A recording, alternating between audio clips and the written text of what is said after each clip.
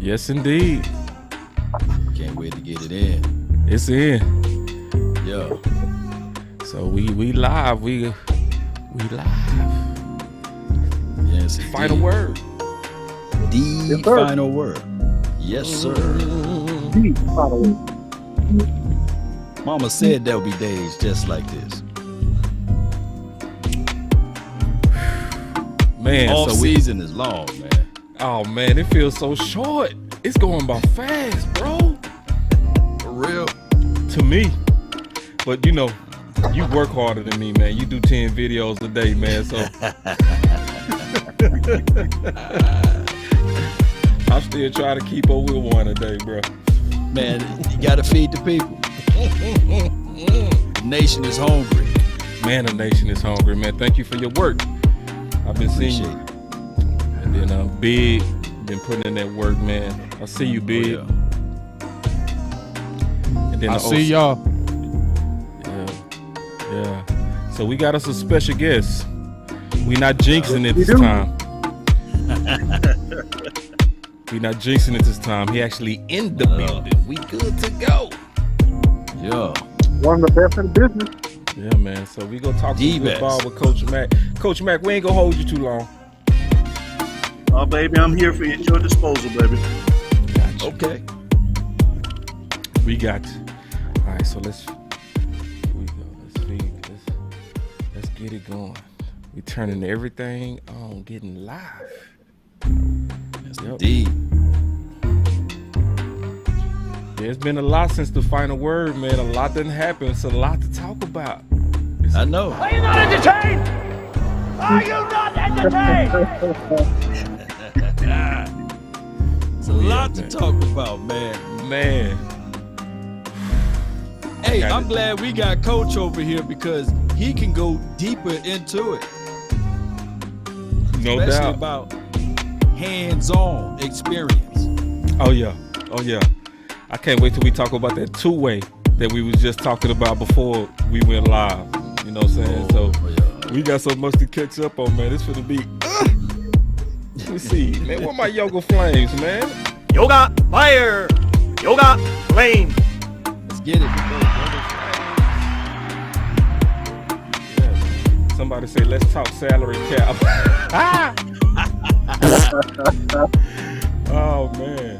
Hey, I got it, boy. Oh, God! These boys play too much. Let's talk salary cap, man.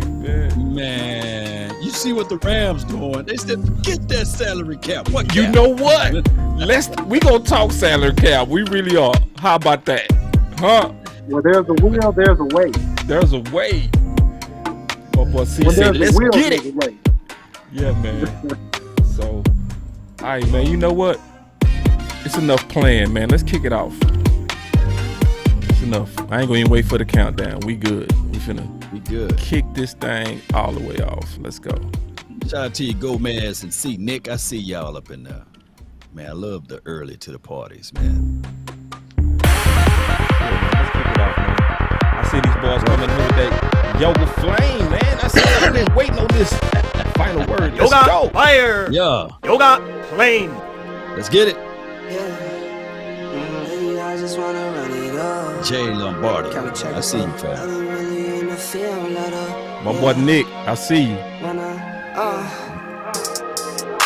Sharing gives you good luck in life. Hit that share button. Share it.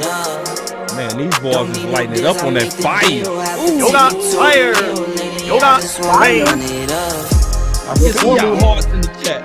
The blue heart. Kinda check us out.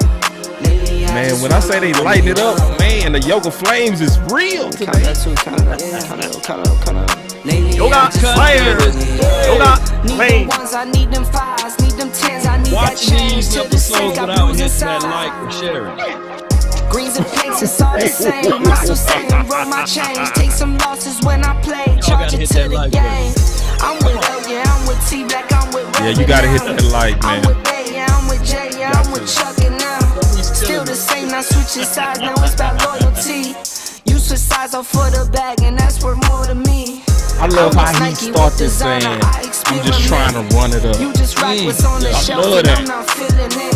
Search we for trying the to one, do, but baby man? girl, it's nothing Trying to real run as it up, this. man. That's Can't trust a soul, I keep a hammer, call it too too legit. legit. I've been really in the field, love the rush, I love the feel. Lately, I just wanna Run it up. All right, man. We got the final Yeah. word in the house. We got us a special guest.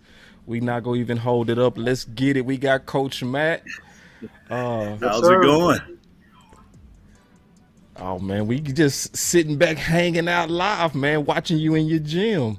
Now, Well, thank you. Law, you was talking about some stuff, man. So we want to kick it off. We want to kind of go right and segue into the conversation y'all was having about Parsons. I think that was a good one. So I'm gonna hang out and let y'all talk about that. Yeah, Coach, we was talking in details of Parsons about, I guess just go get it. Whether it's ugly or with technique, the bottom line is to go get it. And he was saying in an interview that he was reading half of the body. And you was talking about, I believe it was to Big Game James or the OC, about that you take a lot from DBs and wide receivers. Can you go into details about that, Coach? Yeah, especially in talking about half man. One of the responsibilities that you got to do whenever you're looking to have a great technique as an offensive lineman is you got to be able to play half man, because Right. one thing for sure, that guy across from you is a better athlete. Bottom line, okay? 9 times out of 10, that's a better athlete. If you try to match him, athletics for athletics, you're going to find out that that's not going to be a winnable situation for you. Again, taking on half man, especially in a pass rush situation, you got to know where your hand placement's got to be, but more importantly, you got to get to what we call your spot, that place where you're willing and ready to put up your fight. All that's going to be based on a lot of different things, but mainly it's going to be based on his alignment and the angle that you need to take for your assignment.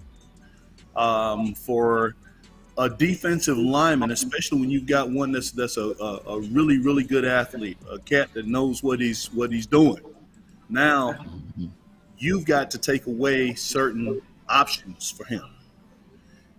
Getting half man and understanding where that fight's going to begin and then what to expect from him is crucial to winning that particular rep. And for me, if you and I are in a fight and I'm half man, at least I know what half of you I got to fight. You see what I'm saying? Also, I know how to limit certain options for that half. I'm going to make that other half have to beat me. Again, getting in that right spot, eyes in the right place, good hand placement, feet active, everything active that I need in order to be able to give you a good fight for about 4 to 5 seconds. That's critical. Anything, if I'm more than half, now I give you options. I give you two-way goes. Now you spin. Now you come inside. You do all kinds of things. I have to be able to limit that. And by going half man, I'm inviting you to take advantage of that half that I haven't covered. Good stuff, Coach. Good stuff. OC, what you got? Man, Coach just is speaking my language. This is like a nomenclature that real offensive line people really know. So I love it. And so I'm just going to piggyback on Coach and just, not give away too much sauce, but just give a little bit, just more color to what Coach said. When he's talking about playing half a man, he's really talking about, when he says not giving two-way goals, he's talking about not oversetting, right? Knowing how to appropriately lag behind the guy. In other words, being able to set a guy in such a way where you can predict what moves he can do on you. Really, ideally, I don't want a guy to counter move me, right? I want you to try to run around me and me to beat you at the point where you got to fight. And I say it a little bit different in the sense I say point of convergence, right? So at the point of convergence, it's a point where me and you meet when I get my 2 to 3 kicks in the ground, and all of a sudden now we got to play ball, right? But it's how I travel to that location, which is really important based upon the play. based upon what do I have, a 3-step drop? Do I got a 7-step drop? I got a 9-step drop? Was it play action pass? What we got going on? And so being a master of your craft, playing the offensive line position, which is why I love Coach Mack so much. He's a guy I admire. He's a guy I respect. He's a guy that I've actually learned from, just watching him coach and just work with people. I love him. I respect him. But the thing that you got to understand is it's the art and science. So you're not just a victim, even though you're playing with your back to the ball. You're not a victim, right? You know two things that the defender doesn't know. You know the snap count and you know the play. And so if you use those things to your advantage, then you can leverage a lot of different components as you approach, playing the offensive line position. I can talk all day. I'll start right there and let you guys jump in. What you got, Big? I mean, let's just talk about, I know we talk about offensive linemen, but I ain't no offensive lineman. I'm a little guy, so I can't really talk about no offensive lineman, Coach. But I want to jump on right now. Basically, you deal with a lot of these young guys possibly coming into the league and things of that nature. So what do you possibly really do with those guys, and what kind of things do you like to really, let's say cornerbacks, because I know Boss was a cornerback. It's a position I played a little bit as well. Tell me some of the things that you kind of work with young cornerbacks, because Cowboys have some in the flux. What kind of things do you kind of do with them as far as technique-wise to kind of get them ready for the league and things of that nature to kind of prepare for top maybe receivers? Well, when it comes to corners and receivers, I stay in my lane, brother. I'm an O-line, D-line guy. Okay, I'm sorry. My bad. Well, let's do this. Well, let me do this. Well, then I'll switch and I can switch off that because I can do that. Let's go with Tyler Smith because he's a rookie, okay? And a lot of people have talked about Tyler Smith. They love his size. One of the things that they really like about him, they said that Michael Parsons even said, once he gets his hands on you and he locks on you, ain't moving. Now, I heard a lot about that with Tyron Smith. That was a trait that Tyron Smith had, is once he gets his hands on you, you're not moving. But the biggest thing that they were talking about with Tyler Smith was he's really got to get his technique down because it's kind of sloppy. Tell me one of the things that is going to get him on the field early. Obviously, they want to put him on the field now. But what are some of the things that he's going to probably need to work on coming from Tulsa into the NFL to really kind of master those positions at left guard and left tackle? And is it an easy transition to go between those? Yoga, fire. Yoga, play. Great question, Beard. Good That rebound, is a great too. question. And I wish I had done more study regarding Smith, but I can tell you this. One of the things, obviously, he's going to have to get ready for is the speed of the game. Having been a great athlete as such as he is, a lot of times they rely on their athleticism to make their plays. When you're going against another master athlete, it helps you and it works fine, maybe for year 1 and year 2. But after that, now you got to have strong technique if you're going to survive in the long run, because injuries, people begin to understand you and be able to scheme against you. Technique is the only thing that's going to keep you solid. You look at guys like Khalil Mack, okay? Guys that's going to sit down and study film on you over and over and over. But there's guys that's going to study his college film, and they're going to figure out what his strengths are, what his weaknesses are. He's going to have to make sure that he forces guys to his strength, but at the same time that he works on those weaknesses so they're not so glaring and it's not something that's going to cause him to, get pulled out of the game, or for a team to be able to focus on to use to their advantage, in terms of their defensive schemes to be able to disrupt what the Cowboys are doing offensively. Yeah. Yes, sir. Now, Coach, I was looking at your background and the fact that you currently serving as an assistant head coach and coordinator with Nike Dallas football in Plano. That's a real big job, And obviously, you was talking about that you serve in the trenches, but you worked with a lot of guys. I was looking at the people that you worked with: Howard Mudd, John Blake, Duke, Manny Weather. Working with all those guys and looking at the Dallas Cowboys, what is your feel for the trenches when you kind of looking at the Dallas Cowboys, like in general? What's your thoughts? Well, I will say this. I would like to see the Cowboys be more aggressive this year. Yep. And because and again, the philosophy of the guys that you mentioned, they're all aggressive-minded men. When we sit back and kind of let things happen, we give away a lot of our advantage. By being aggressive, what I mean is even on your pass sets and things like that, hey man, let's get this fight going at the line of scrimmage. Okay, let's get on them right now, because when we put our hands on you, that should be the end of it. Yoga fire. Yoga flame. As an offensive line, especially, I last year some of the things that I saw, and I didn't watch a whole lot of them, but the things that I saw was the guys, they were able to get guys on different levels, which makes it easy for penetration for a defensive lineman. But as a group, going out and just getting after people, not having to play conservative in any form or fashion, if you can stay aggressive throughout the game, I think at some point you begin to wear teams down. And as you wear them down, now more opportunities come for your offensive schemes to be able to be more effective.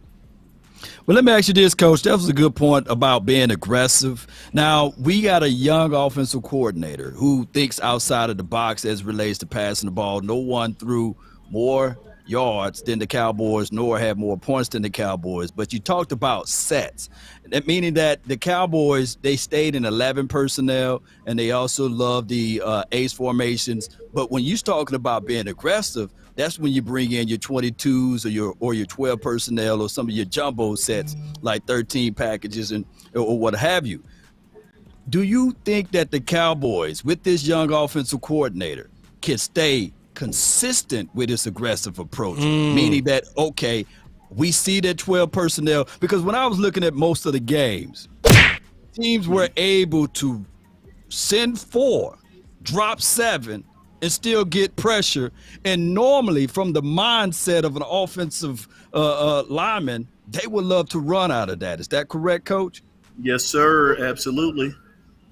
But the Cowboys were trying to pass in it. And for the life of me, why don't they get back to that physicality? Do you think that this team can be consistent if they go back to being aggressive? I do. And part of that aggression is you have to be able to establish your run game. I mean, you got to, make sure that, that front 4, or, if you got 5 in the box or 4 in the box, 6 in the box, you've got to learn, you've got to be able to win in those situations. If they got 5 and you got 5, you got to win. And whatever that happens to look like for the Cowboys, whether that's out of 21, 22 personnel, it just depends. 12 personnel. It just depends, man. But to me, you've got to be able to establish that run game in order to be aggressive in your passing game. Everything has to look like a run to the defense, in my opinion. Everything has to look like a run. So that will get teams up out of their quarters looking. Even if it just looked like, that's what I was trying to tell people. Even if you can present power, you can still be finesse. If you present the aspect, hey, I'm finna run it, you're going to have to get out of that quarters look. You're going to have to sub that package up. If not, I'm going to keep you on your wheels. Yes. Totally agree. Hey, Coach, I just want to ask a question, just bouncing off what everybody said. When you talked about the aggressiveness with Kellen Moore, what do you think? I think when you say the physicality, because I'm frustrated in my head. I can tell, bro. That's why I started laughing. Yeah, because I'm frustrated in my head. Because I'm trying to figure out, when we're trying to run this ball and get physical like this, why?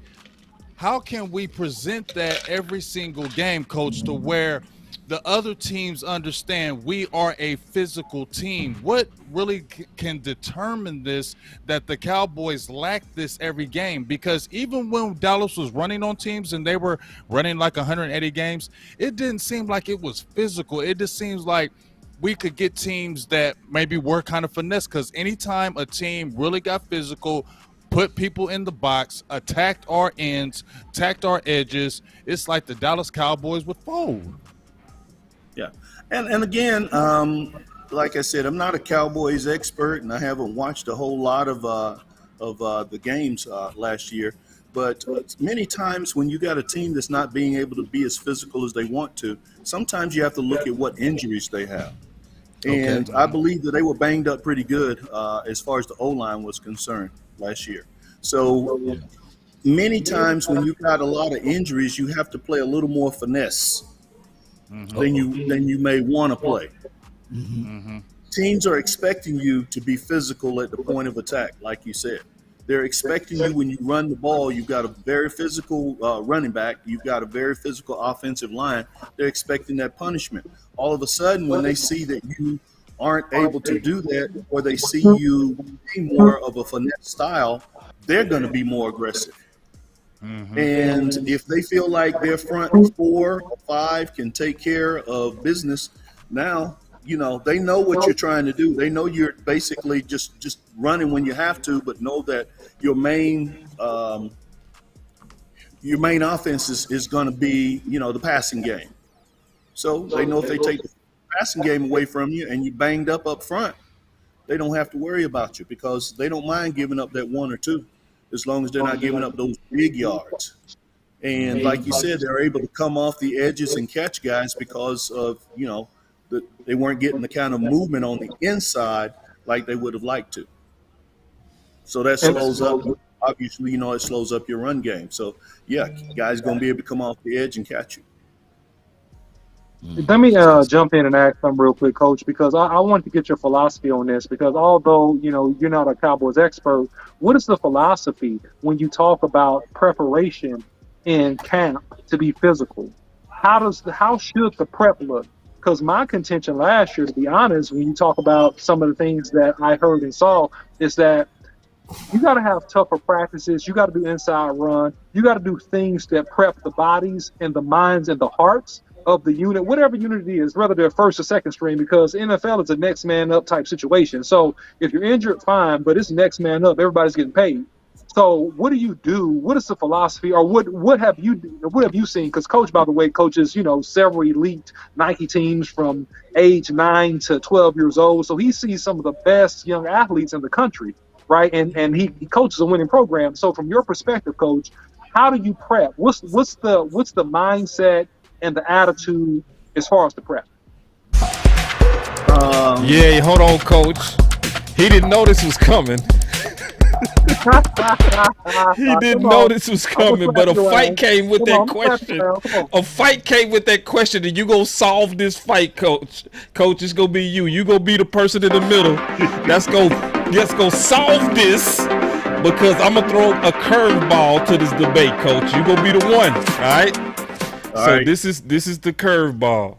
I was talking to Damian Wilson, so I'm gonna pull out a name. I'm a name drop. I was talking to Damian Wilson, and I asked him, you know, when you talking to a former Dallas Cowboy player, he actually said the opposite to what the OC said. He said, because I asked him, I said, what was the coach of Kansas City versus Dallas? He said this, and Coach, you gonna solve this debate. He said, man. He said Dallas had too many physical practices when he was playing for them. He said my body was worn down. He said versus at Kansas City, I was fresh, I was loose, because we didn't have as many padded practices. He said, matter of fact, we didn't have any padded practice after week 4. So that's I'm messing with the OC with that versus, but really, what's the middle ground on that? Well, I think that it's one of those situations where you have to know your team, and you have to know how much you can give them and when you need to dial back. There's so much software out there available to these guys where they can hook these guys up to this and that and the other, and then tell them exactly where every player is at any point in any practice.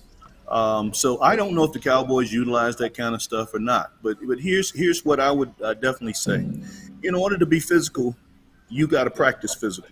Okay, that's a fact. You can't come out there and, especially with young teams, you can't come out there with a young team and go soft. That's what I'm talking about. Coach Marv just said the same thing. And expect those guys. You still losing the debate though. The kind of physicalness. Now with a veteran team, yes, you can do that more. Okay, and you want to protect those guys' bodies, but also understand this as well, gentlemen. How your season goes also depends on how much prep you've done during the off season. You understand what I'm saying? Yes. So you guys know that you don't harden your body during the season. You harden your body during the off season. Right. You work your tail off during the off season, and then during the season it becomes a maintenance thing. My contention is that maybe the off season may be where the Cowboys have to look at strengthening their program in order for it to be the kind of program they want it to be in the fall. And what that looks like, they got lots of experts that can advise them. But I can tell you this: if one of your Power 5 schools were playing during their off season, they are consistently monitoring those guys and seeing what is happening during the off season and during their trainings on a daily basis, and they know exactly where those guys are from hydration, nutrition. I mean, the whole nine. Now, I know you can't babysit grown men in NFL. I totally get that. But those guys know what they are supposed to be doing in order to get the optimum output from their bodies. If the practices are too physical, then maybe you dial them back a little bit. But the kinds of injuries that I was hearing about and seeing, I personally think that had more to do with the off-season work than during the season. Yoga fire, yoga flame. Yeah. So it's just I love that comment. So, in your opinion, it sounds like because this is a young team, we need more physical practices. So you got to, in order for them to understand the level of physicality that it's going to demand in order to hold up, in a season. Right. Bottom line, and I tell you, and I'm saying this because even at high school level, the more physical I've had teams in the high school level, the more physical they play. Yeah, you're going to be sore. Yeah, you're going to, this is going to hurt. That's going to, whatever. But the bottom line is you expect that to be sore. Yeah. You expect that to be hurt. And then it becomes more of a mental preparation for a game in terms of, okay, when I get out here, no matter what's hurting, if I can go, I'm getting ready to blast this joker. You know what I'm saying? Yeah. Yep. And that goes down to, like you said, mentality, mindset, and for those who out there, muscle memory. And I tell everybody, muscle memory, and the people that's on the bottom end of the roster, they just got to be ready because the physicality will bring them up to that level. Keep in mind, I always tell people all the time, it's better to be prepared for an opportunity and not have one than to have the opportunity and not be prepared. So when we made it to the playoff, I know you don't follow the Cowboys like this, Coach, but when they made it to the playoffs, nobody in that locker room should have been nervous. There should have been a leader in that locker room saying, hey, we go all the way back down in the trenches in training camp. Everybody. This is the moment that we've been battling for. This is the moment we are ready to set the tone. They are in our houses right now. In our house. Now it's time to punch them in the mouths. Because I like the fact that if you are a well-trained team, and if you know for sure you can run faster than them, and you can keep that same energy all through the game, you're going to win the game. Especially, look, most sacks by the big boys down in the trenches, Coach, said that it comes in the late third quarter and in the fourth quarters. That's because the opposing team got their tongue hanging out and they make a certain grunt that you say, yeah, I got them now. Oh, yeah. And that's why you win down in the trenches. Oh, 3, 2, 1, and remember, all of them are listening to nothing but the best. Those grills rub it hard. Let's go. It's time to And Law, to kind of piggyback off of that, that's why I was saying that off season, man, makes all the difference in the world. That's a place where you not only condition your body, but you condition your mind. And you're saying to yourself, hey, when we get in the playoffs, we're gonna rock and roll. And it's no holds barred. Whenever we get to that point, everybody knows they got to make it through the season. But it's your mindset during that off season that I think helps you win in the playoffs, and that comes from, again, all the preparation that you've been doing, before the season ever begins. So speaking of that, Coach, since you the guy that pretty much prep and train those guys up for that moment, can you give us 3 things that you teach your guys or the people or your clients? Can you give us 3 things that you teach, if you can give it out freely? Free. Keyword free, because there's a lot of people watching. Free. We want free. Side, $3.99. Not the pay side. Just a snippet. Don't give them the full. Yeah. Give them the whole plate. Yeah. So I can't afford to do that. They got all the secrets, man. But I would say this: the one thing that I would tell anyone who's training, hey, your training has to be something, be in a way that is going to be transferable to the football field in this particular case. Okay, it's got to transfer to your sport. Okay, every rep that you take has to be your very best. You got to maximize every single rep that you get. And what I mean by that, if I'm squatting, okay, right, every rep in that squat has to have my very best effort. Okay, 2 things are happening there. One, yes, I'm getting my body stronger, but I'm making my mind stronger too, because I'm telling myself I'm gonna be the best. This gonna be the best one. This next one gonna be the best one. You see what I'm saying? No matter how tired I am, when my body gets tired on that, let's say I'm doing a set of 10, and I get to the rep number 7, and things start to burn, and I feel like, okay, man, no, I got this. I'm gonna do this. You see what I'm saying? And that's got to be the mindset that your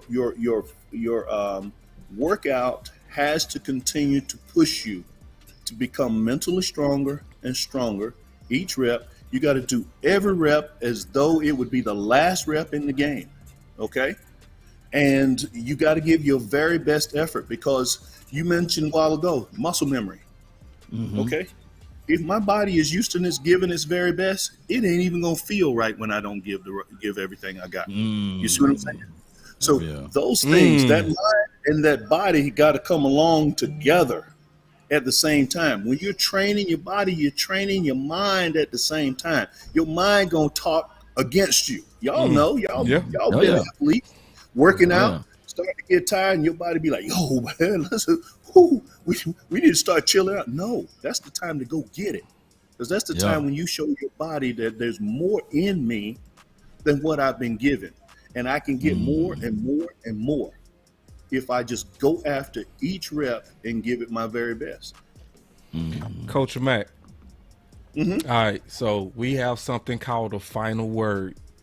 So we gonna give you the final word, because it's getting ready to get real nasty when you leave, because we got some real internal Dalton Schultz type of stuff we got to talk about, fellas. It's Mr. Nasty time. It's gonna get nasty up in here, so we go give Coach the final word. We gonna take these gloves off, but Coach, it's gonna get nasty, Coach. I appreciate y'all being nice to a brother, man. No, we don't want you in here. See, because we know you got a lot of clients. We don't want to get, when it get nasty, we don't want to put you in a compromised situation. Right, you know what I mean? We gonna say what we gotta say, Coach. Yes, sir. Yes, sir. Well, I will say this, man. Thank you guys so much for giving me an opportunity to come on the final word. As you mentioned, I'm a assistant coach here at Nike Dallas Football. We're building. We're trying to be something special, and we are a showcase team. What we do is we take young athletes, we develop them, and we want to showcase them, because we're about trying to get kids to the next level.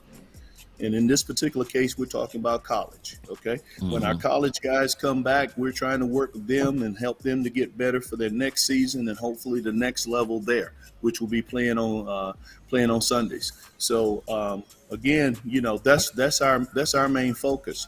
Our season starts just like everyone else's season. Right now, we are recruiting. The recruiting process is open for grades 9 through 12. I don't have a problem playing a freshman who's a dog. Get it. If you're a senior and you playing behind somebody this fall, your chances of getting recruited going to be pretty slim. Because I tell people all the time, I say, I've done this recruiting process for a long time. I've never seen anybody get recruited off of JV film, and I've never seen anybody get recruited that was standing on the sidelines. So you got to be on the field. So wherever you are, if you ain't going to be on the field this fall, maybe you need to be considering some other things, but you need to be somewhere where they're going to showcase your talent. And here at Nike Dallas Football, that's exactly what we're about. And we have the type of coaches here that's what we do. We develop young men because winning is a byproduct of helping young men to become the very best that they can be for that next level. And that means I got to get you college scholarships. I got to help you get to that next level. I got to give you the tools to get to that next level. And when you get to that next level, you got to be able to compete. And that's what we prepare you. So, Coach, what you're saying is no politics. So when father come to you and he looking you in the eyes and say, my son can still play. Fire. He try to hand you some coins, some money, and you just tell him, hey, nah, it may work over there, but not here. Coach, I love you for that, Coach. So you tell that guy right in the face. We're going to put the best 11 on the field and let them showcase what they can do. Because we're all about Iron Man football. You're going to play both sides of the ball, and we're going to give you every opportunity to shine, man. Because, again, we want to go out here. We want to compete. We want to show colleges and universities what you can do. And that's the bottom line. Before you go, go ahead. Before you go, Coach, I do want to make sure that you and Big Game James link, because he doing some great work with great talent that's also going to college. So I see this as a potential marriage. I just want to throw that out there with the work that because I didn't even know, that you was that involved, because I was looking at your bio. You gonna get me back going. We got to get dirty. We got to take the gloves off, Coach. But thank you for coming in. OC, did you have anything, brother?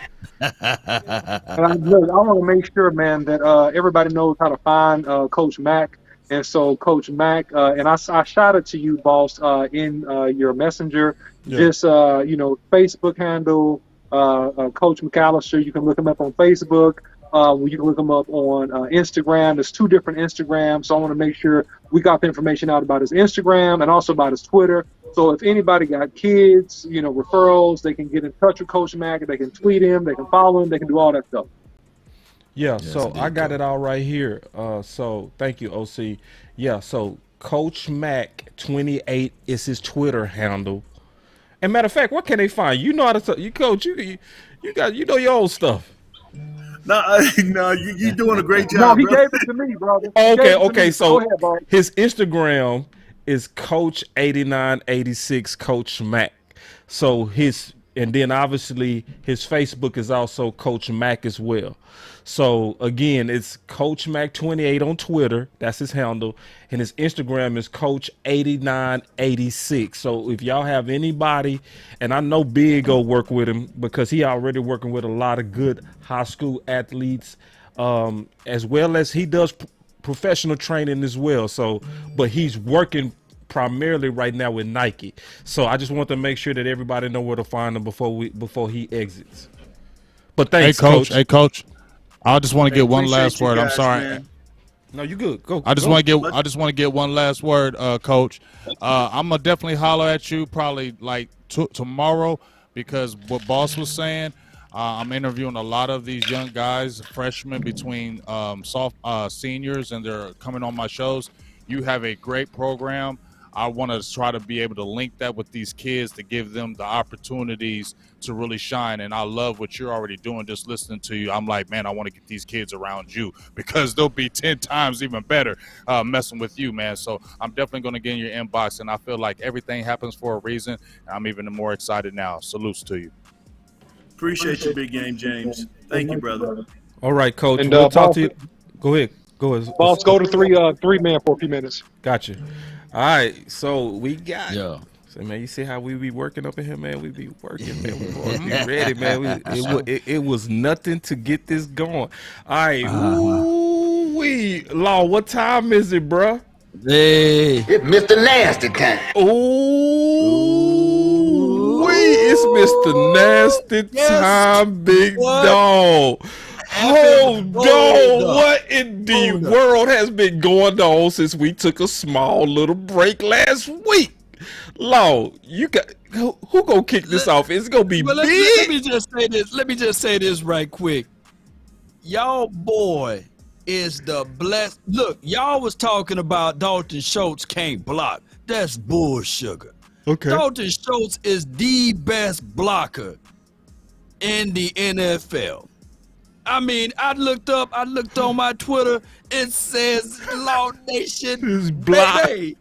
Blocker. He blocked you, dog. He blocked the hell out of me, man. Dog. He got. I'm your boy. He got you. Boy. Schultz, I've been rooting for you for all these years, man. And Schultz, you gonna block me, man. Why you block me, bro? I need to see if I'm blocked. Let me see if I'm blocked. Come on, Shock. I bet I'm blocked. Let me see. I said, why you blocking me, man? I've been talking. I've been in the middle with you, man. Hold on, you been in the middle. I'm fighting for the man. I'm the one that been beating his head up. Let me see. Don't block me, man. I said, man, let me look. Man. Let me see. That boy don't deal with. Shame. I'm trying to find him. He might have blocked me too. Oh man, I said shows the fool around and block the laws, man. I think I'm blocked. I finally made the block list, dog. I made it. I got blocked too. Yeah. I'll put it on my screen. Y'all can't see it on y'all here, but man, if y'all pull about it, it said you're blocked. Hold on, I can't even pull him up, dog. I said, Schultz. I said, man. I mean, why you gonna block me, man? Oh man. See, listen. I'm gonna ride. I'm gonna rag him from here on out when I get down. You gonna rag him? Hey! Don't even worry about it. I think we all blocked because I just tried to type him in too and I can't see him. I think we blocked. He blocked everybody. He just blocked us all, man. He said, I'm tired of all y'all. Yes. I just typed his name in. And I can't find him. So he just blocked us all. Hey. I don't want to hear none of the noise. Coach Mars say, this is what Coach Mars said. He said, that tells you right there, Schultz is not a true dog. Sensitive.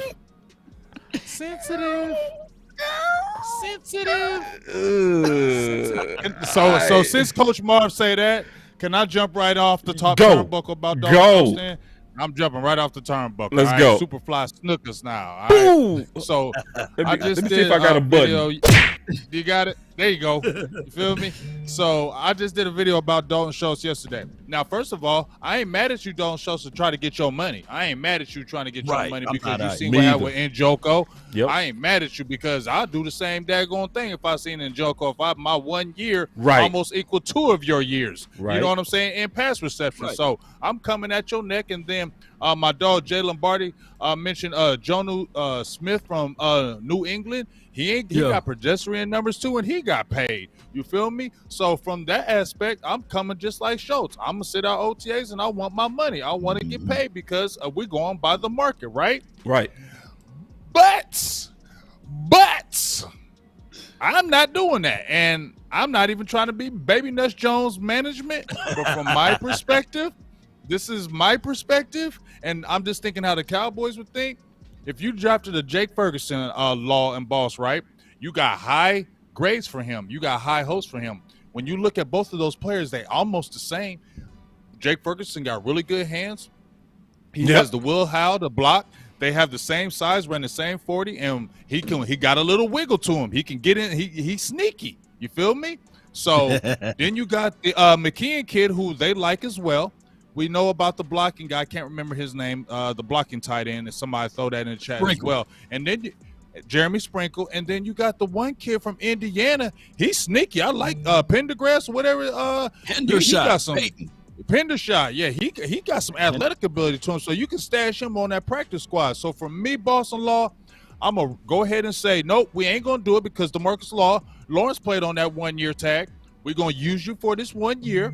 I'm going to develop Jake Ferguson. I'm going to see what I got in McKeon. I'm going to keep this kid on this practice squad. And then next year, I'm going to go ahead and possibly draft again, and I can move Jake Ferguson into that starting role because y'all did it with Blake Jarwin. Blake Jarwin was undrafted. You got Dalton Schultz like in the 4th round, right? So you can say this can work after a year of Jake Ferguson getting experience, especially if he comes on the way they want. Why would you spend all that money for Dalton Schultz when he's a regular guy? You can use him for this year and move on and develop your guy and still save money like Stephen Baby Nuts Jones loves doing. Man.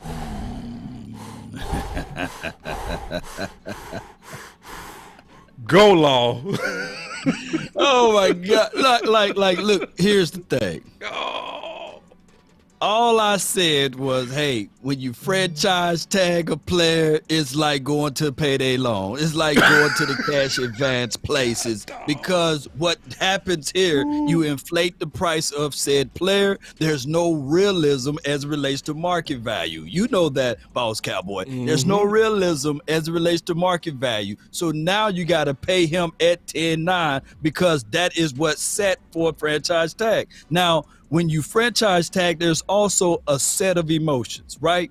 And you also pay, for example, off of what they're going to do, potentials. That is how David Njoku got that crazy contract of $13.6 million APY. So when you start looking at his contract, and if I'm the agent for, dare I say, Dalton Schultz, I'm gonna be like, my client produced better than David Njoku, and excuse me, my client produced better than Dallas Goedert. My client deserved $14.5 million. But the problem is, Cowboy Nation and everybody that's listening, that is what Kittles and Kelsey is getting. Andrews is getting. Are you willing to reset the market with Dalton Schultz? When Hayden Hurst just got $3 million, with OJ Howard got less than that too. $3 million too. Both of them. Both of them. So are you saying that Schultz is that much ahead of those boys? Y'all spit y'all mind. Oh well, let me jump on in here, then, big dog. Get in there before you get blocked. Hey, I'm already blocked, so I'm finna turn Schultz up. I'm finna tell the truth and nothing but the truth. Y'all listen. I ain't talking to y'all. I'm talking to everybody else. Listen. Everybody listen.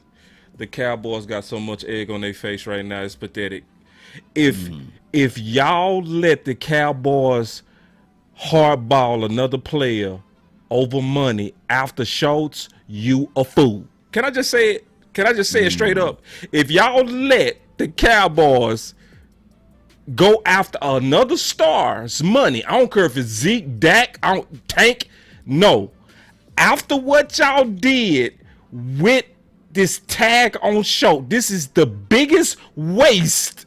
I'm going to just say it. This is a waste. This is a clear waste. And I'm going to put it like this. This is like you playing hard to get on a 10 and you getting shunned by a 6. Because Schultz is literally shunning them as if he's a 10. He's a dog. Like he's a dog. Like, what you mad at? Like, what you mad at? Like, I'm trying to tell people, we got the film right here. Listen, oh, you got it, Law. I'm gonna cue up your film. Here it is. Bro, there is nothing special about what he does. I'm gonna just be honest. Listen, and this is being honest.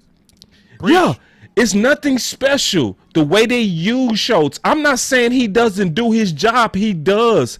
Look at how they use him.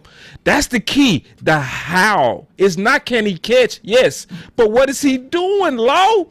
What is he doing? Oh, hook. Let me get this short area right here. I'm going to catch the ball and I'm getting upfield. But you got to keep in mind and contextualize it like this, Cowboy Nation. You had Amari Cooper on one side. You have C.D. Lamb. If he's your third and fourth option, of course he's supposed to catch that. Yeah. Of course, this is the design play right there. Yeah, it's design. Anybody will be privy to catching that one right there. Anybody. That would have been Jarwin if he wasn't there. You know what I'm saying? So this is my thing. I'm not sullying or denigrating Dalton. Oh, my Schultz. I'm not saying that.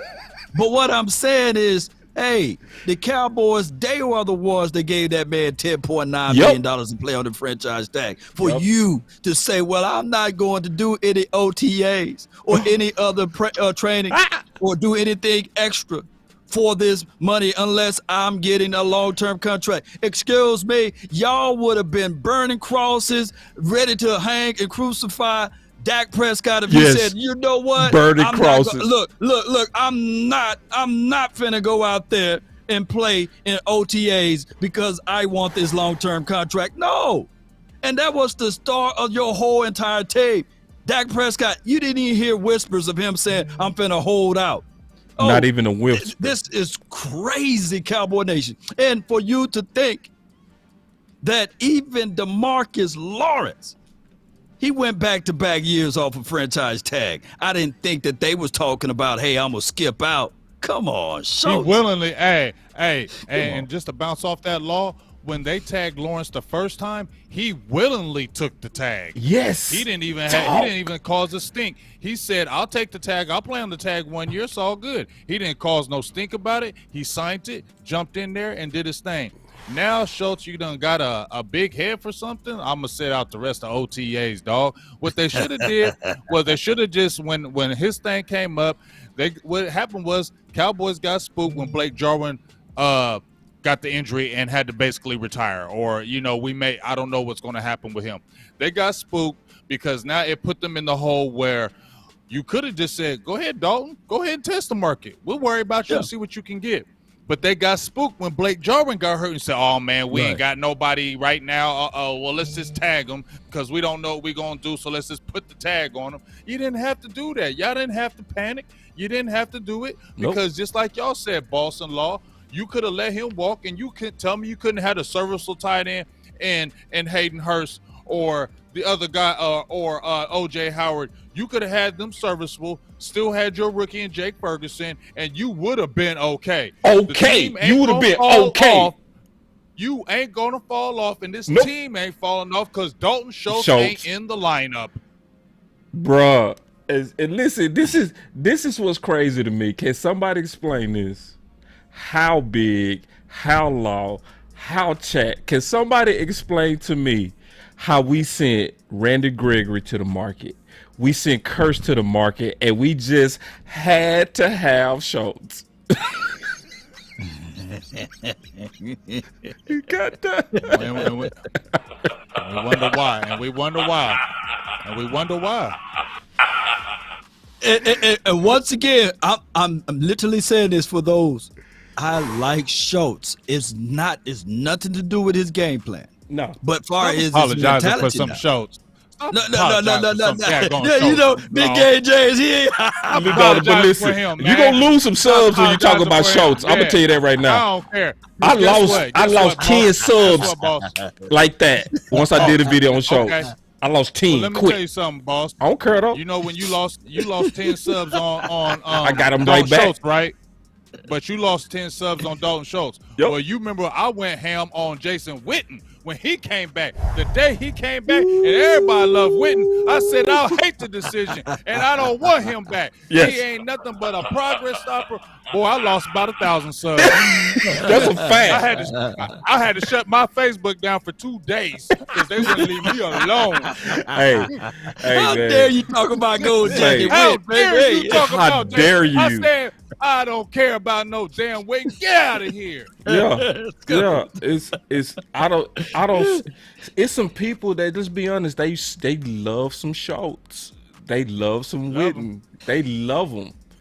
And they try to come up with all kind of reasons why he's Dak's security blanket. You can't get rid. No, he's not. He is not Dak's security. He's Kellen Moore's security blanket. Right. He is not Dak's security blanket, man. That's a scheme fit for Kellen Moore dumb system. Period. Blake Jarwin gave you more. Blake Jarwin gave you more than him if he would have stayed healthy for real. If we keep it real, Blake Jarwin gave you way more. We saw with Blake Jarwin. He could really stretch the field. Facts. He could really extend the defense. He could get behind the defense. We seen it. That's why we was all like, ooh, we can't wait to see Blake Jarwin next year. Did you ever say that about Dalton Schultz? No. Ooh, I can't wait to see Dump off Dalton King Schultz next year. Ooh, Dalton Schultz gonna be nice next year. Can't wait to see him. No, you didn't. You were saying that about Blake Jarwin, but you ain't never say that about Dalton Schultz. No, he's a dump-off king. Let's just be honest. That's what he is. That's all he is. He's a dump-off. See, I'm going to say it like Law, just keeping it real. This is no hate to his game. No hate. It's how he's used in his system. It's just what he is. It's just what he is, too. It's like paying. It's like, this the best example, and then I'm going to turn it back over to you, Law. Okay. This is like paying Paxton or Steve Kerr Jordan money, right? We're gonna get rid of Scottie. We're gonna get rid of Scottie Pippen. Yeah, we gonna get rid of Scottie Pippen. We gonna keep Kerr. We gonna keep BJ Armstrong. BJ. Oh my gosh! Right now, they could shoot. They could shoot. They could shoot. They were shooters, but who created the shots?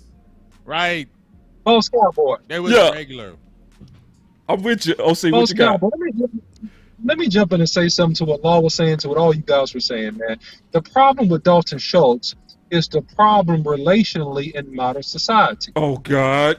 Yeah, I'm about to go here. Oh, see, wait. Because when you over-validate and you give validation to a certain person who's not worthy, in other words, you can't treat an average woman like a beauty queen because they're not on the same level. They're not on the same level. And then you put a false sense of worth on the average looking woman who is not a supermodel because she now believes, because she was validated by a good looking man, that she is above her pay grade. Dalton Schultz. OC just left. He just like that. He just left. Lord, he was going. He was going. That was Stephen Jones. That was Stephen Jones. He heard y'all, and Dalton Schultz heard y'all. He just cut the line. Look. He kept it real. OC was going in there. He's back. I'm back. He's back. Dalton Schultz got you. Hey, OC. Finish, OC. Dalton Schultz was on you. Dalton Schultz was on you. Oh. That was Dalton Schultz. He blocked you. Dalton Schultz, big. Dalton Schultz is the backup prom date. He's not the woman that you really want to go to the prom with. No, he's the backup. Just in case the woman that you really like says no. Right. Hey, LC, and when you taking her, hey, LC, and when you taking her, you gonna be like, all right, come on, man. I say I'll get you a hamburger. Exactly. No emotions, no friends, no loyalty. Straight business. People ain't ready for the straight business today. Oh, they not ready. They not ready for it. They said you your Kevin Samuels bag. The Cowboys made the mistake of inviting the average girl to prom and taking her to Del Frisco Steakhouse. Facts. That was the mistake. Say it. And now he has this false sense that you are more than what you are. No, you are a $3 million a year tight end, sir. That's what you are, sir. Wait, you are not a $3 million a year tight end. Mr. Checkoff man. I like you, Joe, but you're a checkoff man, Joe. You're the checkoff king, Joe. You're a dump-off king. Tell them. Wait a minute. Wait a minute. Hold on. Y'all got the name. Oh, boss. OC, y'all got the name. Hashtag Dump off king. Yup. That's what he is, bro. He's dump off king, dog. That's what it is. Kelsey? You're not Kelsey. You not Kelsey? That's his independent thoughts, y'all. Hey, you ain't even in Joko for real, bro. You not in Joko. You not in Joko. You not in Joko. You not hating Hurst. You not hating Hurst. Gosh, man. Yeah, I said it. Yes, I said it. You ain't in Joko. Yes, I said it. Man. Shoot. Look, guys. I'm not putting any value to Schultz. Yeah, I know you ain't. I'm not. I'm being straight. I'm neutral with it. All I'm saying I'm not neutral. I know, but what I'm saying is, to get the true value of Schultz, they should allow him to test the free market, the open market. Right. That's all I'm saying. I was scared. Yeah, man. See, y'all the reason why I got blocked for Schultz, man. Hey, it was us. Blocked me, man. It was us. It's our fault. Yeah. Dog. Y'all the ops over there, man. That's right. We beat the ops. Man. You feel me? I ain't mad. Hey, Listen. hey, man, look. Can I say something to Law to Schultz's defense? I'm finna trip y'all out. I still understand why he holding out. To Big's original point of getting his money. See, because how do you watch Amari go through what he went through? Right. How do you watch Dak go through what he went through when it was time for him to get paid? Yeah. We know the good guys finish last, so I'm not mad at him doing what he got to do for his pockets. You know what I mean? I'm not mad at that's he doing that for his family. Hey, man, do that. Hey, but to the OC's point, it's the Cowboys that gave you a sense of entitlement that you could. They gave him leverage that they didn't have to give him. They gave it to him. Yeah. They gave him leverage because when you gave him the franchise tag, you said, "Oh, I'm important. You want me? You gonna pay me $11 million? Okay, I need $40 million now." Ooh. I need $35 million guaranteed because he said he I am need a that top Kelsey. tight end. Yeah, I need I'm that Kelsey. I'm a top tight end now, sir. You gave me the leverage. You over-validated me, man. And Facts. Look, listen. On a personal note, listen. If I was Schultz to be balanced, right, and I'm being a little bit theatrical, okay, because you guys want to be entertained, right? That's why you come and watch the final work. All right. Facts. So, but look, honestly, right? Honestly, here's the deal. If I was Schultz, I would do the exact same thing. I'm going to squeeze all the juice out of that lemon that I can get because you gave me 11. Now I'm getting 30, and I don't care if I hold out because I'm important. Because he's using the leverage that he has. He should use the leverage that he has. But in reality, on the business side with the Cowboys could have easily let him test the open market. Easily. He would not have come back for more than $5 million a year, and then we have a different conversation. So that's the balance of the whole thing. The OC. There's no emotions, no friends, no. But look, check this out, though. Sorry about that, OC and boss, on that one. Even just here's the thing. If y'all already made the mistake of not letting them test the waters, here's the thing, Dallas. Don't compound the mistake and sign them to a multi-year deal. Just let them play on the 1 year tag. Develop your young guys, and then next year move on. Right. It's easy. But he already expressed his heart. He said, "I'm not giving you nothing more because you're not willing to give me more." Let me tell you something about that. That's just flat out law. Right. Here's the thing, and I don't want to hear he ain't sitting out. He ain't going to get fined on these mini camps because they all want to talk all that mumbo jumbo, but you just signed a 1 year deal on the tag. So it ain't a crazy amount. It's 1 year. So they ain't going to be sitting out because he can get fined by sitting out of mini camps now because he signed that tag. Yeah. So he's subject to fines now. So he ain't going to be sitting out. So he can say what he wants. What you need to do is get your butt into camp after them OTAs and say, well, I'm going to go ahead and try to get this contract somewhere, so I'm going to try to play out of my mind. And Dallas should just, like I said, be thinking, let's develop these young guys, and after that, let's go ahead and move on because y'all did it to other people. Facts. You know, hey, big facts. real That's quick. big facts. I can't argue against that. Check this out, real quick. This is what happened. This is what should happen to Schultz. Yeah, for trying to play hardball. So, Steven, you did not blink when your quarterback, your crazy behind, put your quarterback on a franchise tag and say play. Yeah. You bet not blink at Schultz. You bet not. You bet not. Let me add this in. With D-Law too, boss. Didn't blink. Go ahead, Law. Didn't blink. I wanted Boss Man over here, you know, Boss Cowboy. I'm calling you Boss Man, but you know, Boss. I know you talking about. I want you to find that clip.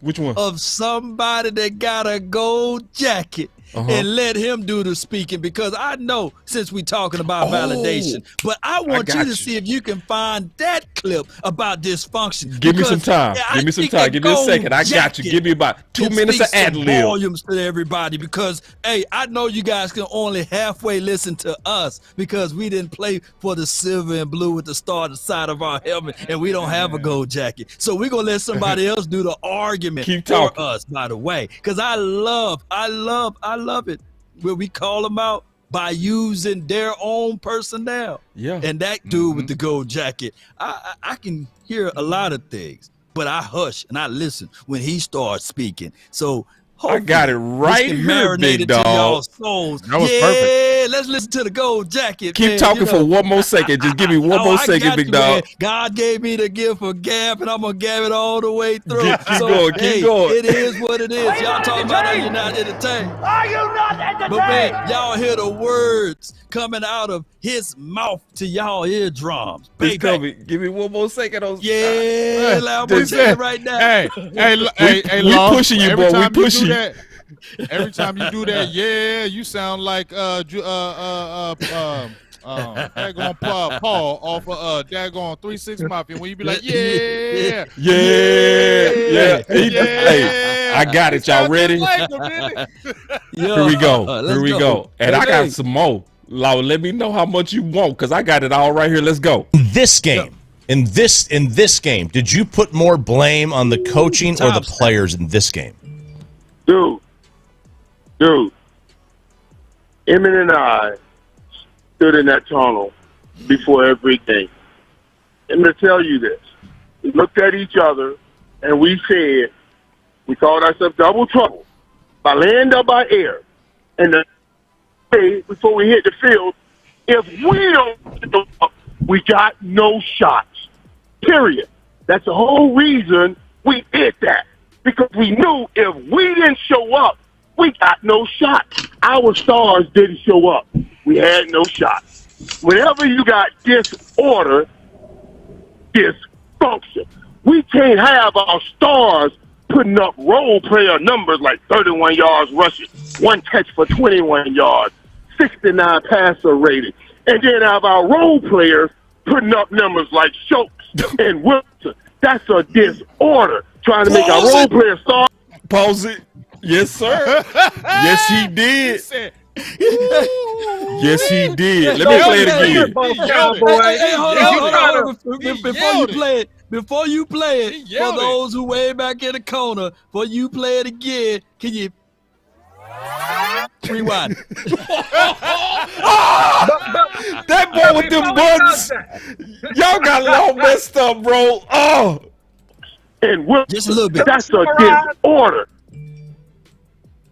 So what Michael Irvin just said is he's trying to make a 5 a dime. Yeah. He's trying to make a 5 a dime. Because people like to say we in our, mama's basements. You know what I mean? Yeah. But he right. But let's listen to the playmaker. Two players putting up numbers like Schultz. Yeah. Like Schultz. Who did he name first? Schultz. Who did he name first, boss? Who did he name first? I'm looking for something first. Yep. Hey, y'all see how he said it too? He said, and Schultz. Yep. Schultz. Man, he was mad when he said, and Schultz. He called it like the audacity. Big. He called it disorder. Disorder. Yeah. So people can look at Law, Big, the OC, like we tripping. No, bruh, we not tripping.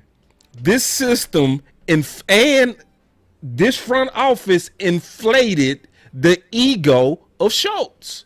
They treat him like a star, and they treated stars like role players. Dude, I don't care. Look, y'all. I want you guys to listen to me when I say this. From a defensive-minded person, if Schultz can put up 220 yards and beat us every game, then I won. Because what I'm trying to do is I'm trying to take the ball away from CD Lamb. I'm trying not to give touches to Tony Pollard and Ezekiel Elliott. And I'm trying not to give it to someone else that can take 5 and turn it to 15 easily. If Schultz nickel and dime down the field, 5, 10, 12, 5, 10, 12, hey, I won. I won. You say it. Yep. Come on, can I get this one? People Yoga fire. That's 100. Yoga. That's 100 on that one. Man. 100. That's 100. That's 100. I won. Oh man. Because yeah. Go ahead. No, I'm just saying this law said that perfect because now let's think about if you're a team, right? Let's say in your division or even an NFC team, right? If Dalton Schultz is beating us, we're saying we're gonna kick your butt the next time we play you. If Dalton Schultz is being the guy, we're gonna smack you next time because if you're relying on this dude, y'all have no chance against us next time we see you. I mean, would y'all agree with that, fellas? Totally. Yeah. And somebody said, my boy D.A. Lee said, if Schultz got 220 a game, you can't deny that money. That's why he went that far. That's why he went that far. But D.A. Lee, right? That's why he intentionally went that far, dog. But still, to his point, though. Go ahead, OC. No, I'm saying the only way that Schultz really gets off is versus unathletic and slow linebackers. So if you got like a slow Will or Sam, he can get off a little bit versus those type guys. But if you really got rangy, fast, athletic dudes that don't play action pass, right, where they get sucked in on the run because Ezekiel was successful earlier in that drive, so you're trying to defend hard against the run. You know, at the end of the day, man, with Schultz, here's the problem with him is that you're gonna have to give him so many touches. Him sitting down in the seam and he getting tackled, 7-yard gain, stuff like that. Him sitting down again. You know, hey. Simple pass, right? So here's the deal: you got to give him so many touches to get accumulative yards that you take away touches from your real stars, and so that's how you win against the Cowboys, right? If you have to force the ball to Dalton Schultz, and that's the thing that you don't want to have to do is overforce the ball to him because you're giving him 10, 12 passes would have you roll out, simple out route, stuff like that. I mean, man, it's a recipe for disaster. So anyway. So real quick, I'm going to switch the subject because I know we beat up Schultz. We really didn't. We really didn't. We beat up front office. I ain't mad at you, Schultz. Yeah. I ain't mad at you. Yeah. You know, you blocked me for nothing, but I don't care. I don't need you. For real. You ain't nobody. Yeah. I mean, like, it don't make me. You know what I'm saying? Blocker. Blocker. I'm cool with it, blocker. Blocker. Because we loyal to the Cowboys, not these players. Right. Straight up. Right. So that's just what it is. So I was looking at your Twitter, Law. I was looking at your two. I could take both of you. Y'all got some good stuff on here. I'm gonna go with real quick. I'm gonna go with yours, Law, because you got two things that was buzzing today, right? Okay. Where you share Will Compton's. You say someone explain the salary cap for the love of God. Looking at.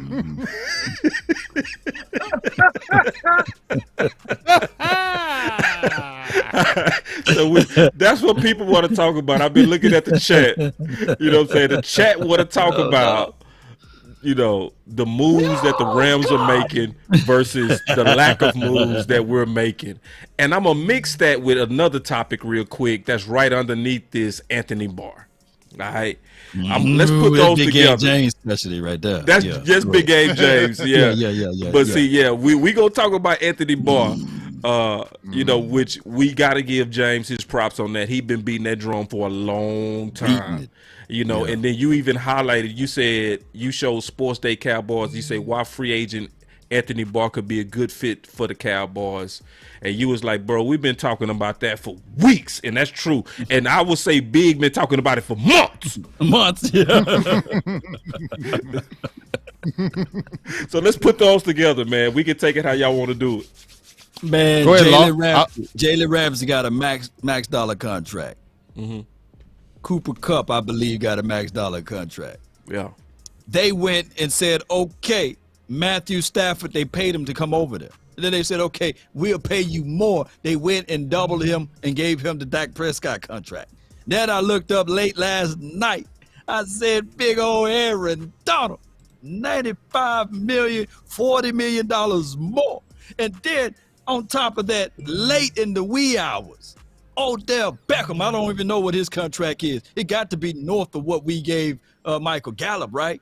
Where are they coming up with all of this money, Cowboy Nation? How are they doing this? Because for the love of God. For the love of God, how are they able to do this, man? Can somebody break it down? Because I'm tired. Because I think that we are literally sitting on $23 million, and their whole rationale for getting rid of Big La'el Collins early was so we can get somebody out there on the field. Excuse me, they could have held on to him till June 1st, by the way, but they literally said, okay, here you go, Cincinnati. And the whole point of getting rid of Amari Cooper was to go out there to be active, proactive, right? Not retro, but proactive in the free agency. And they fool around and they franchise tag, Schultz for $10.9 million. And now he's sitting out saying, you know what? I'm going to take my ball and go home until y'all give me a long-term contract because I don't want to risk anything out there, and I'm going to give you bare minimum. And I'm blocking anybody who think otherwise of my dedication for the nation. I'm going to block you. We'll block you YouTubers. YouTubers.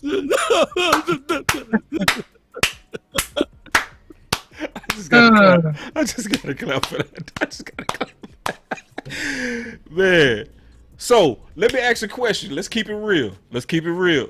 We asked this question during the season. It was a debate. I'm gonna hit this button, but this applies to all of us. It wasn't a debate between me and the OC. It was a debate between everybody. So I just hit this button. The debate that we was having was who has the better team build style, the Rams or Dallas? Okay. Last year I said Dallas. This year, nope. Rams.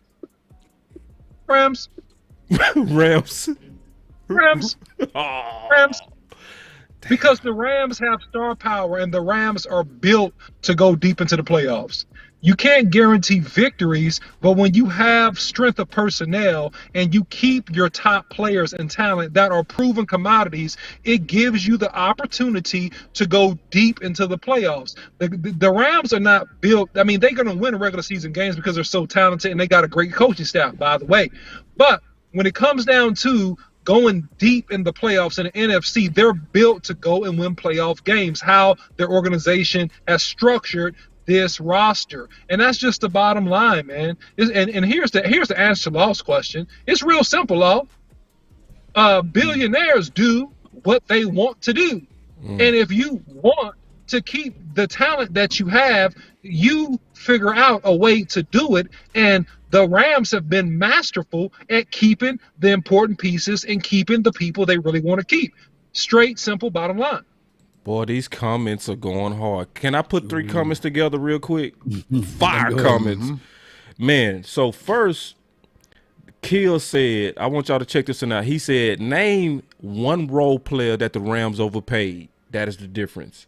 Then D.A. Lee said, listen to this one. We keep relying on rookies to carry this team deep into the playoffs. That's working backwards. Yep. That's a good one right there. And then Willie said, man, all these comments are, Willie said, it's simply put, the Rams don't lowball their I'm gone. I'm finna walk out. I'm done. And then this one, I'm gonna put all these together. Let's talk about them all. Then Brandon said, Rams go after producing big names. So what we gonna do? You know a crazy stat? Hold on, before you go, Big AJ, let me just say this and then you can go. Since 2016, the Rams done won 59 games. Since 2016, the Dallas Cowboys won 58 games. One have a Super Bowl and one don't.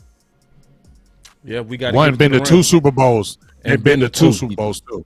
Yeah, been to 2 with Jared Goff. Yeah, Goff. Yeah, Go ahead, Big Game. You feel me? I just want to throw that tidbit of nugget out there. So if anybody want to, I want to talk to that nugget when Big is done. I'm gonna be real quick with it. It is just about Baby Nuts Jones. That's why I call you Baby Nuts. I don't want to get deep into you, dog, because I'm gonna start getting mad. So I'm gonna keep it short. But this is why I call you Baby Nuts Jones. And you try to tout yourself as you like this. He tried to tout himself like he was the next great type of GM. You feel me? Especially he was pumping his chest with that Amari Cooper thing. Because I keep on remembering when he was pumping his chest, oh, we got the first round draft pick for Amari Cooper. Ask the Raiders how they feel about, losing that pick. Like, he pumps himself up like he's the greatest thing. But here's the thing. You remember, we talked about the Rams had stars? Cowboys had stars. But you got so much dysfunction, you had the wrong coach in Jason Garrett. Get him. You had 10 years of that. And you had talent. But you wanted to go and get your guy because you want to prove points. That's what this is all about. If you really look at it, they wanted to prove the point. What? We got Jason Garrett because this is our guy, and we want to show you how we're going to do it with our guy. It failed, right?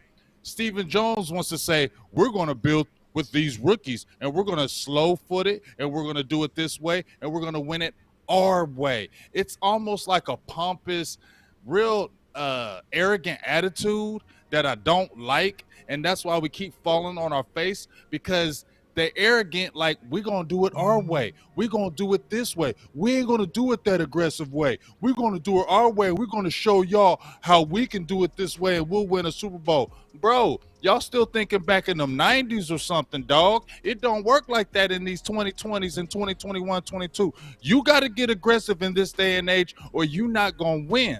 And to sit there and say that you're going to win with rookies just like that comment said, because y'all want to go hard and gamble on rookies. I never get that. You gamble on rookies because it's cheap.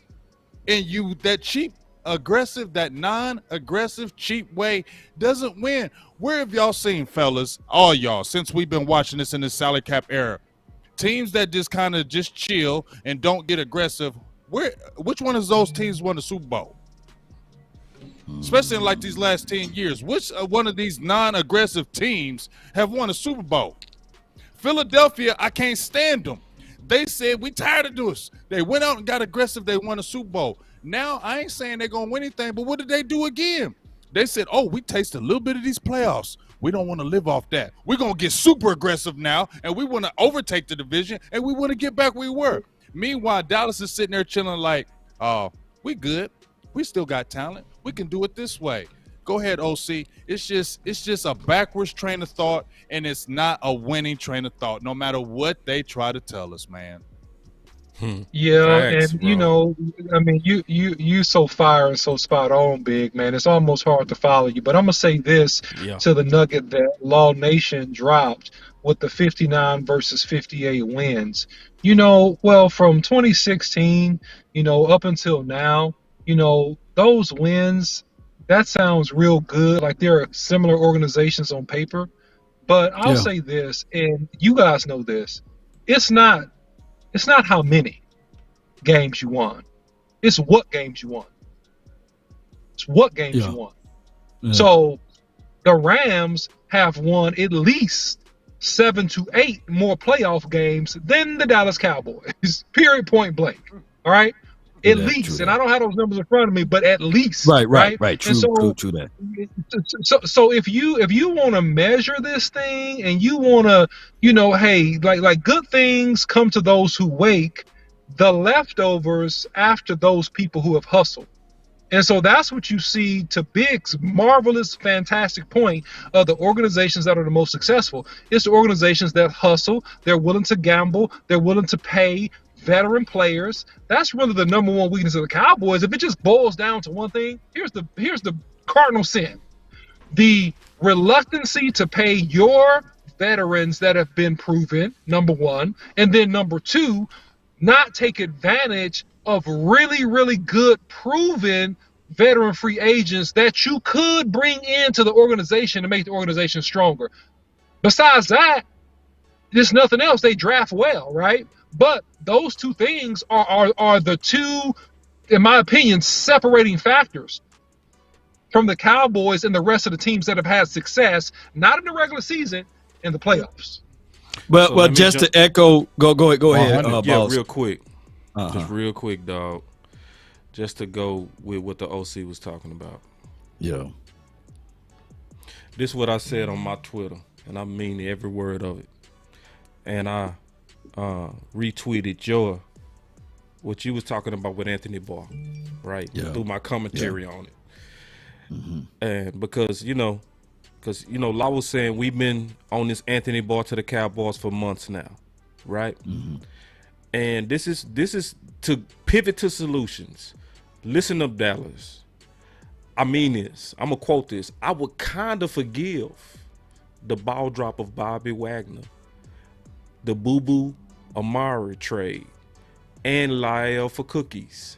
I would. Because you got the money now. You know what I'm saying? Mm-hmm. And I'm getting tired of hearing this for the right price. No. You can't talk about price after what you're doing with Dalton Schultz. No. Can we talk about player and not price once? Can we talk about player for the right player instead of the right price all the damn time? We need Anthony Barr right now, dog. We need Anthony Barr right now. He should have been signed, boss, already. He should have been signed, bro. All this for the right price? Bro. Everybody's for the right price. You can't turn on this dude film and not see this dude, man. You know what I mean? Can't help. From last year. Not from 2 years ago. Last year. Big Game James already went over this. We went over this on the Final Word. That basically his last 6 games was almost like his previous best seasons. For real, he went nuts his last 6 games. Yeah. What was you going to talk about, Law? Well, I was going to say is that two things that have been really since 2016. You can look at front office and you can look at coaching. Yeah. I believe if you change out and put a legitimate coach into this atmosphere, and on top of that, remove like the front office, they do a good job as relates to accumulating the talent or what have you. I can give them that bone right there. But if you mean Will McClay? Coach, yeah. But if you had that coach, it goes all the way back to what Coach Mack just said. The off season. You know, the echoes down to the front office, they said you don't win the Super Bowl in the off season. You heard that? That came out of their mouths, not ours, right? But Coach Mack was just saying that you got to get these boys prepared. If those who just not tuning in, rewind all the way to the beginning of this particular podcast, and you can listen to what Coach is saying. And what I'm trying to say now is that, yes, we do got Mike McCarthy. I think that he's a little bit better than Jason Garrett. Yeah, facts. He's a little bit better. He's a little bit better. He is. We went 12-5 last year, now 5-12. And I like Dan Quinn. I think that he's a whole lot better than Papa Rob Marinelli. Come on, let's be real with it. Hey, man, can I give you some flames? You got fire. You got flame. So we got the talent. We do. But what we're trying to do now is I want to increase that talent even more because I know that those things are very tangible of going out there snatching up an Anthony Barr right now, juxtaposed to waiting to see what a Luke Gifford or whoever else, a LVE second run at this thing, talking about potentially he could play like he did in his last game here with the Dallas Cowboys against those 49ers. No! Give me those 3 sacks, those 3 interceptions, and those 40 solo tackles that Barr just exhibited last season. Come on. But here's the thing, though, Law. It's not happening, though. It's not happening. And just bouncing off what OC said and then what Boss said, because Boss said this earlier in the season, and just bouncing off what OC said. OC said Cowboys draft well. We ain't got no choice but to draft well because we don't touch free agency. We ain't got no Dallas ain't got no choice but to be great in the draft because they ain't no kind of players in free agency and they're outright terrible with it. And as far as going out and getting some dogs to take you over the hump, you get what I'm saying? And then let's keep it real. Boss said it. If we didn't have Will McClay, we'd be the Jaguars every year. Be Detroit. We would. Jets. We would be sorry every year. If we didn't have Will McClay. We would every be year. trash. Because Stephen Jones is the president, which I get pissed just to say that. Stephen Jones is the president of player personnel. The vice president is Will McClay. Who's better in this aspect right here? Will McClay. And who has the final say? Stephen Jones. Stephen Jones remind me of that uncle. Who about? He don't know jack who about no football, dog. Stephen Jones is like that uncle. Say, man, hey, man, I graduated from business, man. I can do your taxes instead of going to the person that do taxes. Like I can do your taxes, man. I did a few taxes. I can get you some good stuff on your return. In like law, chemical engineering, like chemical engineering. Chemical engineering was your major. Chemical I can do your taxes though, man. I did good before, man. Come on. He's doing our football. He's a chemical engineer major, and he's doing our football. He's our football guy. Jimmy Johnson used to clown Jerry. That's why Jerry used to be mad at him. Because Jimmy used to clown him and said, you don't know nothing about football. I can save you money, man. I can do your taxes, man. Come on, man. Shout me out, man. Don't go to a professional, man. I can do your taxes, man. These are all football guys, fellas. I'm your uncle, man. These are all football guys. That's why they got Will McClay. You feel me, boss? I feel Will McClay doing all the dirty work because they don't got a clue. Everybody know that one person say, man, I know how to do taxes, man. Come on, man. I can save you a few money, man. They charge what? Look, let me do your taxes, man. I'm pretty good, man. I'm pretty good. I can do your taxes. Trust me, man. Ain't that right, big guy? I can do your taxes, Where that paper? Show that. I can do your taxes, man. Come on, man. Come on, man. Itemize. I can subtract, man. I got a chemical engineering degree. I can do your taxes, man. I can do your taxes, man. Hey. Okay, I wanna give everybody a warning, a real warning. I'm gonna be real with you, everybody, because I figured this out. The off season is like cover your ears if you got children. It's like great sex, and knowing that it's coming. Everybody know when you got that one where they just give it to you. You know, everybody got them one or had them one somewhere, right? And what? Listen to me. Listen. Don't get in your feelings. Listen. PG, boss. PG. I'm gonna be PG. Good sex clouds your judgment. Wait a minute. Don't it? You be thinking you in love. Thinking you in love. It's lust. Run. It's lust. It's run. See, that's what the draft is, dog. Are you saying this is a lusty off season? Yes. Lusty. That's what I'm saying. Hold on.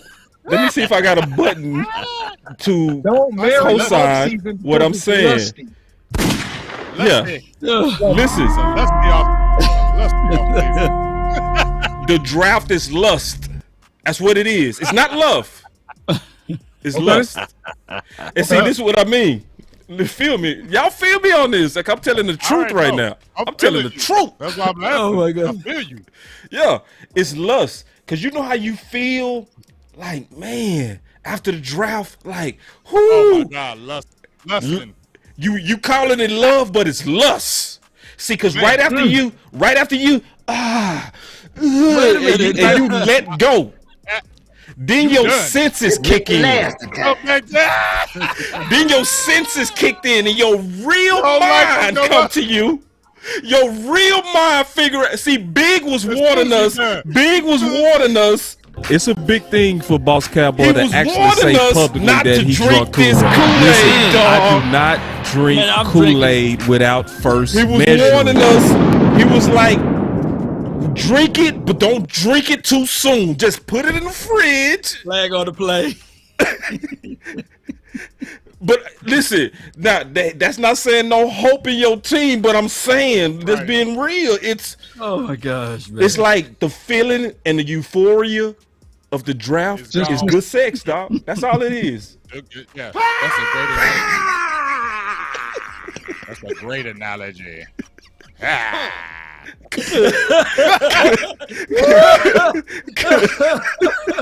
We're gonna have a good visit, but settle down just a little bit. Y'all crazy. Oh, hold on. Hit the wrong button. He cut out the dog. Oh, man, listen, man. That means it's time for final word. It's Mr. Nasty time. The Lord works in mysterious ways. The Lord works in mysterious ways. Straight up. All right, so final words. Oh my gosh, man. Man, look, I'll go first, man. I'm gonna keep this real simple and copacetic. The Cowboys have to be committed to a culture that is going to reward those that need to be rewarded, but also stand strong versus holdouts that may not be in the best interest of the team. The Cowboys have had a good draft. Hey, we're in the season of hope still. And I think that, hey, if the Cowboys can put some of these draft picks together and they can play well, which is what is going to need to happen in an increasingly tough NFC East because of some of the work of our competitors, then the Cowboys have a great shot at winning the NFC East going away. But we just got to stay focused, man. And, hey, I hope it's not too many vacations coming up for our players, man, and that we can stay focused, man, and be in the lab, doing what we got to do to get ready for the year. That's my final word. All right, I'm going to come off of that with OC because you've been super positive, and I love your positivity. I love your positivity, OC, but I'm going to come with the anti-positive, okay? I don't mean to. I'm so sorry, Cowboys fan. I don't mean to. But you know what? I ain't drinking this Kool-Aid, okay? Because so many times we see these teams, right? To me, I don't care about no regular season. It's playoffs.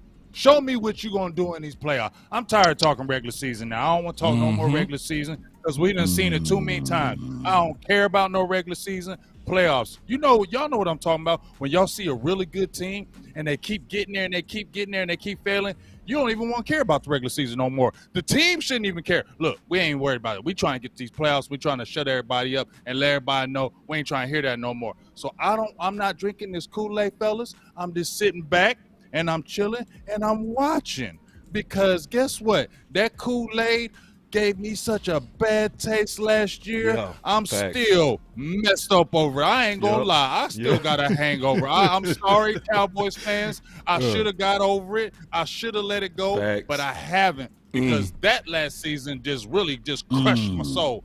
And I need to see what Cowboys are really gonna do because that last year, this should be even more of this year of saying we want to show that wasn't a fluke, right? But you know one thing I want to say? Stop talking about it and just do it. That's my final word. Love it. I'm going to go in real quick. And then my boy came in. And this is real, bro. This is what good sex do. And this is real. He said, y'all jump back on like y'all did last year. Yeah, man. I bet you I won't. I bet you I won't. I bet you that's my dog. Y'all got big messed up. You ain't talking to me. I bet you I don't. Watch the show the whole year. I bet you I don't. Hey, big game, James. See what we gotta do, boss? We gotta give him a little Hennessy, and then when you get a little Hennessy, she get a little fine. I ain't mad at him. I don't want you to change. She get a little. She get I don't a even little want to spike his drink. I want him to stay just like he is, because he keeps me balanced.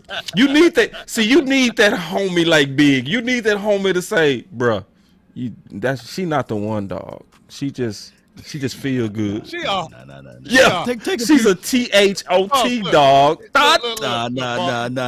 Get a few more shots, big game, James. She goes from a 6 to a 10 real quick. She will, but I'll still be talking to my dog like, come on, dog, we don't do that. Don't do it. Bad for you. Yeah, but see, all right, man, y'all really been showing love on them super chats too, man. We appreciate it. Everybody has been showing love on them super chats real quick. He said, Nice. I needed this. Yeah, we sometimes all need to laugh. But I want to say something. I want to be honest on my final word, man. I want to talk about, my boss say, the stamina game. The stamina game. Life like this, I wish yeah. raindrops will fall. Yeah, man. You got to have stamina game with these Cowboys. Big KJ know what I'm talking about. You got to have some stamina game. Hey, all right. But see, I want to see, because people not used to us. Right. They not used to us. So this is what I'm going to say. That's keeping it real. People, because I did lose subs, being honest about Schultz. So I don't want y'all to. Shame. Shame. Shame. No, that's perfect. I loved it. Truth. I loved it. I loved it. So people not used to real loyalty. I'm gonna say that again. People not used to real loyalty. You not loyal if you don't tell your friends the truth. You not loyal if you don't tell your loved ones the truth. Oh yeah. It might hurt their feelings. It might piss them off. But when you really loyal, you tell your friend when they need gum. So yes, some people are not used to this style of truth, because this is all in love. Don't get this misconstrued that we don't like our team. Don't get this misconstrued like we don't believe in Schultz or believe that he can take a next level. But you have to be able to, in my opinion, in my final word, say what you really see with the dysfunctions of your team if they're going to get better, period. Yeah. That's just what it is. So once you get used to that and you understand the spirit of where we coming from, you go like this commentary a lot more. But for those who like to unsub and unlike, because it's not just always pie in the sky and kissing up to the Cowboys, you really don't recognize real loyalty. What we are doing is real loyalty, and learn to love it. And I mean that, and that's my final word. Man, good stuff. Man, good stuff, man. Man, shout out to Coach Marv, man, for your donation. He pretty much brought in what Coach Mack said. You know, he was saying those who bleed more in peace, which is practice, bleed less in war. So those are facts. And he was pretty much talking about, hey, these Dallas Cowboys got to get things going in the best rate. And it starts in this off season, especially during practice. And on top of that, of course, we can go back and forth to talk about things that we can say, yeah, the Cowboys need to elevate this and the Cowboys need to elevate that. And of course, Jerry Jones. I want me some glory hole. Just because he want that. I get it. But the Dallas Cowboys got to understand that right now that you got a talented team. You got things that put in place. You was 12-5 last year. And if you tinker mindset, attitude, and mentality, then baby, when it's time to get into the playoff time, you wouldn't have a nervous bone in your body. You said that the opposing threats, the Washington, the Giants team, and of course, the Philadelphia Filthy Eagles, they are all saying that, hey, we coming for you Cowboys, right? They are all saying that we are closing the gap. They are all saying that, okay, from the Giants land, they got their Neal, they got Thibodeau or what have you. The Washington Commanders saying that, hey, we was a quarterback short. They said that last year, by the way. But now they got Carson Wentz, who's looking to come back for revenges. Oh, excuse me.